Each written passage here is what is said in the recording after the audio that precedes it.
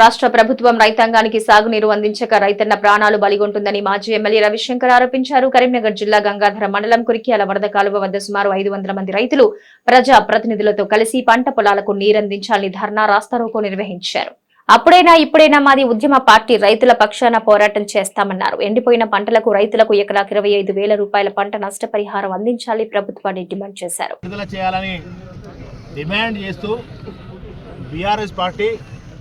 అదేవిధంగా నియోజకవర్గ వ్యాప్తంగా రైతాంగం అంతా కూడా వచ్చి ఇవాళ వరద కాలువకు ఎల్లంపల్లి నీళ్ళ ద్వారా నారాయణపూర్ జలాశయం ద్వారా కూడా మా రైతాంగానికి నీళ్ళు ఇచ్చి పంటలను కాపాడాలని సీఎం రేవంత్ రెడ్డి గారిని డిమాండ్ చేస్తూ ఉన్నాం. అంతేకాకుండా ఇవాళ పంటలు ఎండిపోతూ ఉంటే గేట్లు తెరిచినామని అంటాడు రేవంత్ రెడ్డి అక్కడక్కడ.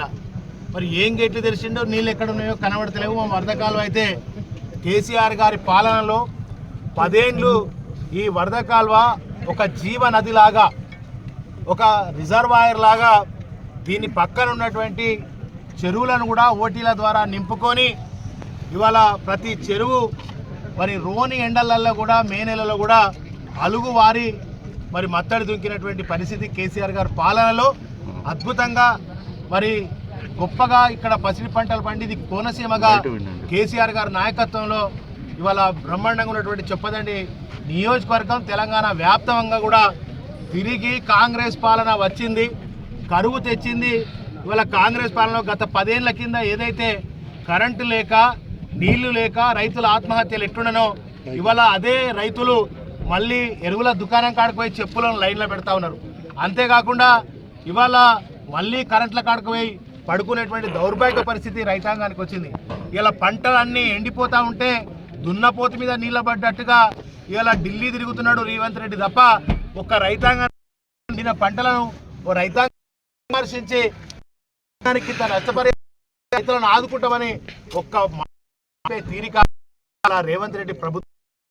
నిజంగా ఇవాళ అనేక ప్రభుత్వం కాంగ్రెస్ వచ్చింది.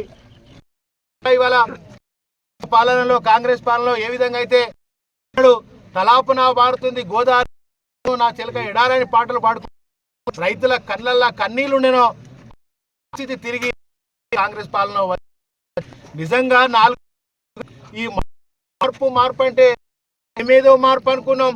బ్రహ్మాండంగా రైతుల కళ్ళల్లో ఆనందం ఉంటుంది. తెలంగాణ వ్యాప్తం ఇలా గొప్పగా అభివృద్ధి చెందుతాయి. అన్ని రంగాలలో బ్రహ్మాండంగా ముందుకుపోతుంది. కళ్యాణ లక్ష్మితో పాటు తులం బంగారం వస్తుంది.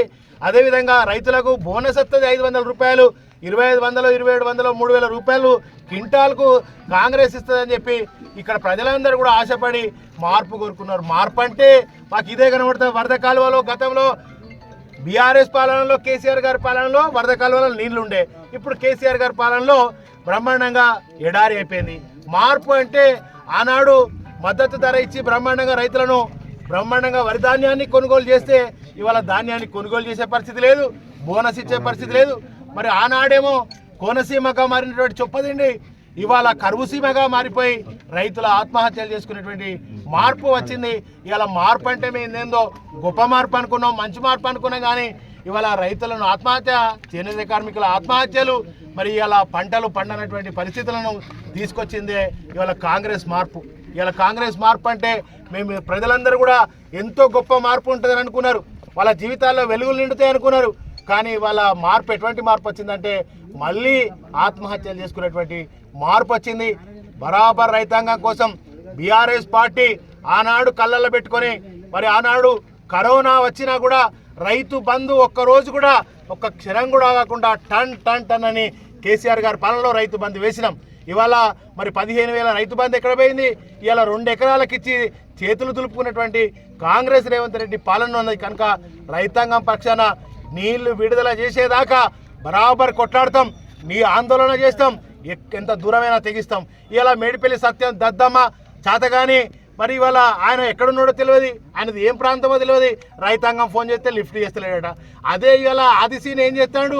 ఇవాళ మన నారాయణపూర్ రిజర్వాయర్ ద్వారా మైసమ్మ చెరువు ద్వారా అక్కడ వేములవాడకు నీళ్లు తీసుకుపోతా ఉంటే ఈ చాతగాని ఫాజుల్ నగర్ మన వేములవాడ నియోజకవర్గానికి ఫాజుల్ నగర్కు వేములవాడ నియోజకవర్గానికి నీళ్లు తరలించకపోతే చూసుకుంటూ ఉంటాడు ఈ మేడిపల్లి సత్యం దద్దమ్మ.